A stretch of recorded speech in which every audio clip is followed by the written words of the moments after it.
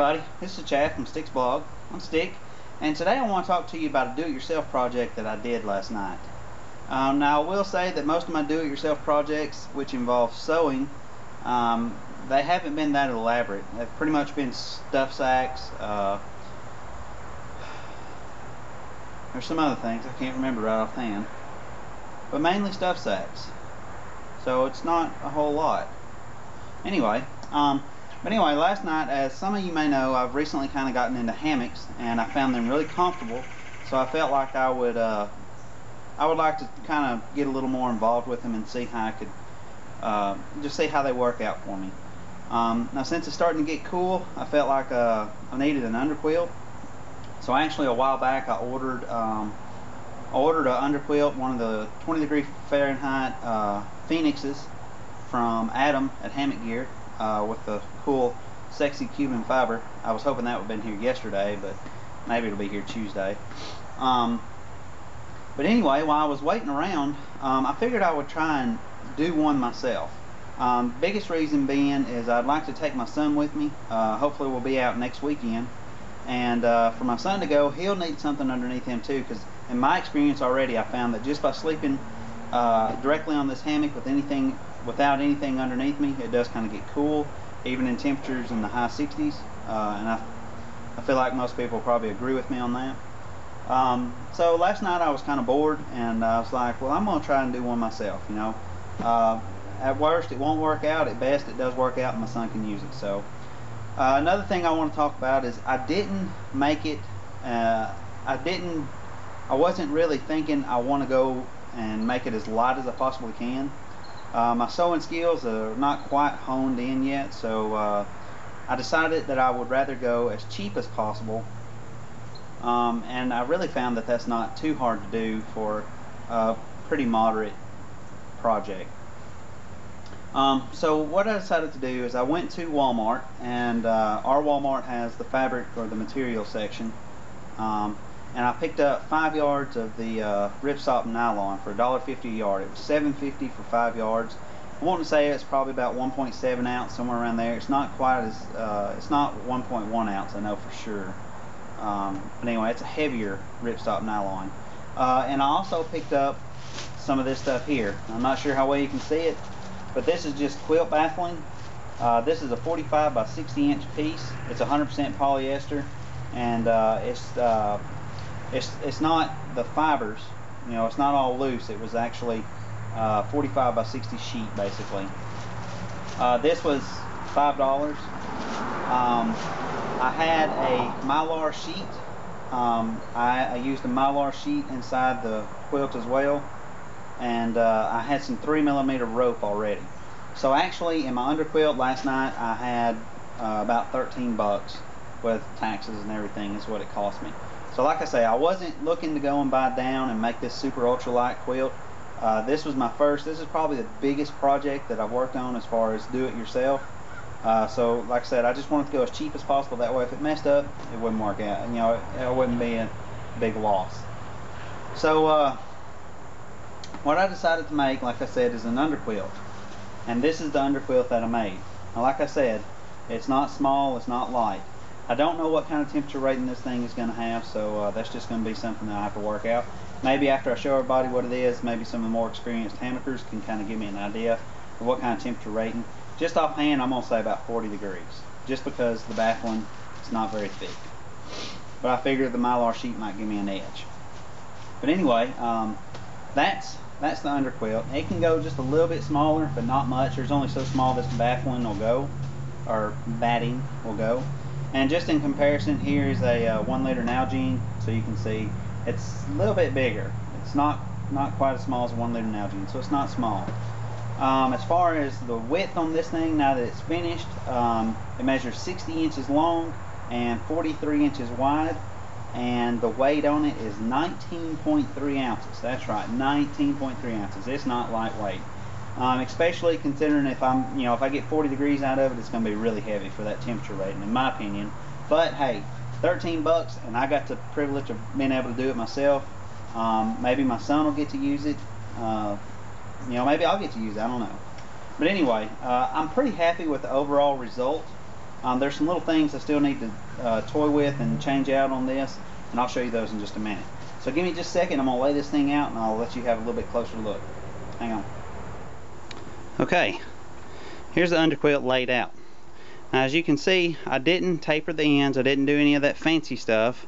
I just simply made it a rectangular shape, and like I said, it's 43 inches wide and it's 60 inches long.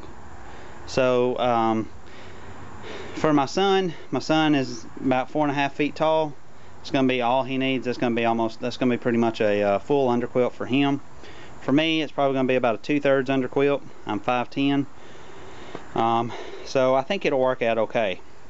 Now, I don't know how well you can see, and I don't know how well this camera's going to go. All I did is I've got sewn channels around each edge of the quilt. Now what I did is I ran the 3mm cord. I ran it in this channel, I ran it out, and then I ran it back down that channel there, and then I pulled it out and I tied it together. So basically it's just a big circle that goes around it. And then I just took carabiners, just some little cheap carabiners I have, and I put on each end. That way whenever I hang it, all I do is just hang, or I just attach the carabiners, however well you can see those. I just attach those to the whoopies and it lays underneath it. Now that's one thing that I'm still having some issues about. I might have to figure out if there's a certain length, or if there's a way that I need to adjust how the underquilt is. I tried it out last night, and I was able to cinch the corners up, or the edges up, the sides up against it, but it seemed like where my butt was, it felt like there was a little bit of space between my butt, the bottom of the hammock, and the top of the underquilt. So I don't know if the underquilt just wasn't raised up enough or what.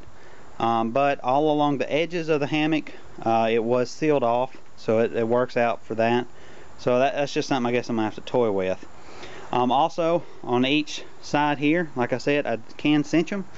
I ran some cord through there, and I've got a cord lock, and I can just pull on that, and when I pull on it, it just cinches up the sides. I can't do it with just one hand, otherwise I'd show you. But anyway, it cinches up the side. That way it'll cinch up and come around the hammock, and hopefully it'll eliminate any gaps between the ends and the hammock. So I've got that.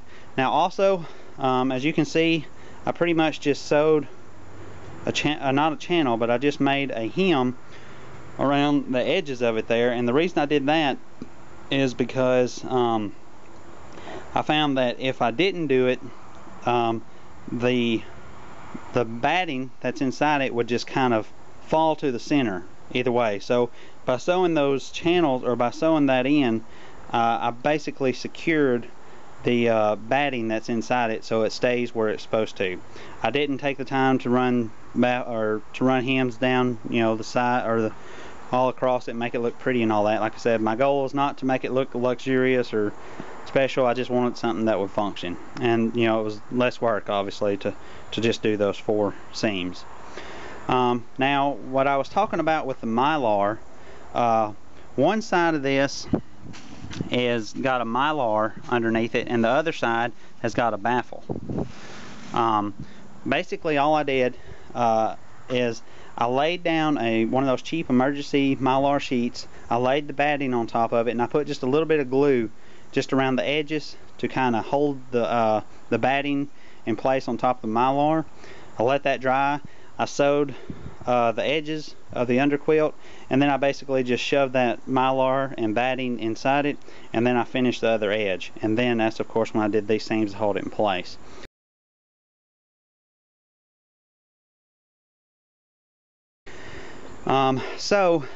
A couple of things about the Mylar is it does make it sound loud. I don't know how well you can hear that, but you can hear that Mylar sheet in there. It's real crinkly. So that may be an issue for some people. I don't believe it's going to be an issue for me, because when I'm sleeping I don't hear it.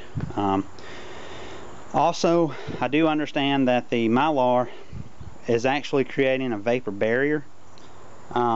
So what I'm planning on doing is every time I use it, I plan on putting the side with the Mylar sheet directly up against the bottom of the hammock, rather than the batting up against the hammock and then the Mylar sheet, just so it won't trap any kind of moisture inside there.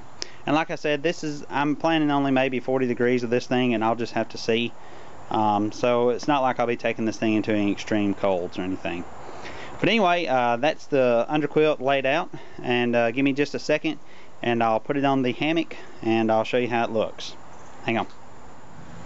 Okay, so basically, like I said, all I do to hang this thing is I've got the Carabiners. I'll just attach one down there.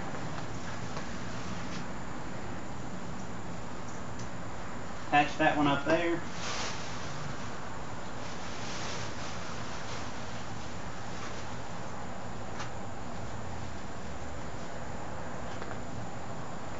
Like I said, I'm still new to all this hammock stuff, so if there's a better way to do this, you'll have to forgive me.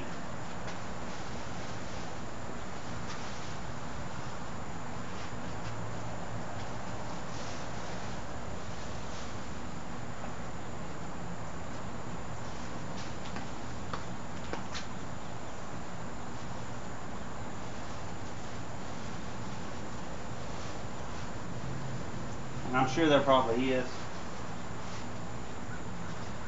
Okay, so there I have my UnderQuilt hanging around my hammock. As you can see, there's spaces in between there, and I really like the idea of the channels run all the way through it. That way I can move this thing either way I would like, but as long as the knots don't get in the way. I gotta work some things out, like I said, but I can move this either way that I like to adjust it. But then, like I said, like on most of the UnderQuilts I've seen, I've got these so I can cinch it up.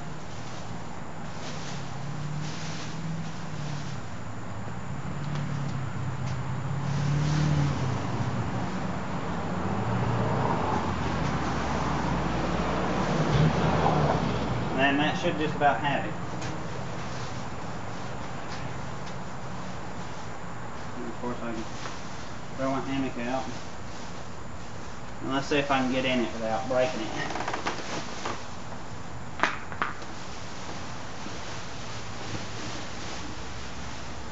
Alright.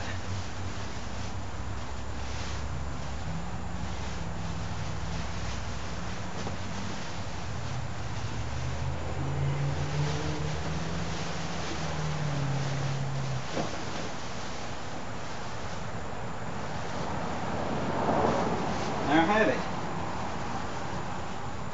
I think.